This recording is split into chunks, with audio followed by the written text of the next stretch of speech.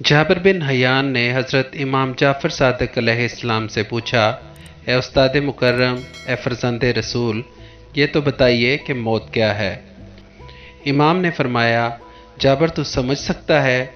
जाबिर ने कहा, जी मौला, अगर आप अहल समझें तो समझाएं।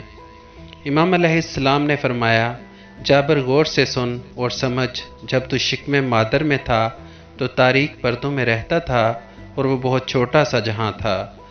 तब जाबिर तूने इस जहां की वुसअत और रोशनी देखी नहीं थी, लेकिन तू उस तारीक जहां में बहुत खुश था।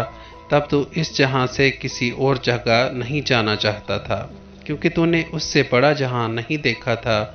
यही सबब है कि तूने इस जहां में आते ही रोना शुरू कर दिया, क्योंकि तू समझ रहा था कि मैं मर रहा हूँ, लेकिन यहाँ वाले खुश थे कि तू उस जहां में पैदा हो रहा है।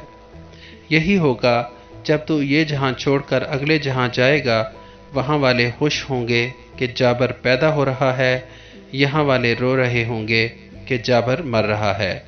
इमाम ने फरमाया, जाबिर जिसे दुनिया पैदाइश कहती है वो असल में मौत है, और जिसे दुनिया मौत कहती है वो असल में पैदाइश है। जाबिर जितना फ़र्क शिकमे मादर और इस जहां में है, इतना ही फ़र्क इस जहान और इससे अगले जहान में है। जाबिर जैसे तू इस जहां में आकर वापस पलटना नहीं चाहता, ऐसे ही तू अगले जहां की वुसअत को देखकर पिछले जहां में पलटना नहीं चाहेगा। जाबिर याद रख, जितना फ़र्क शिकमे मादर और इस जहां में फ़र्क है, उतना ही फ़र्क इस जहां में और इससे अगले जहान में है।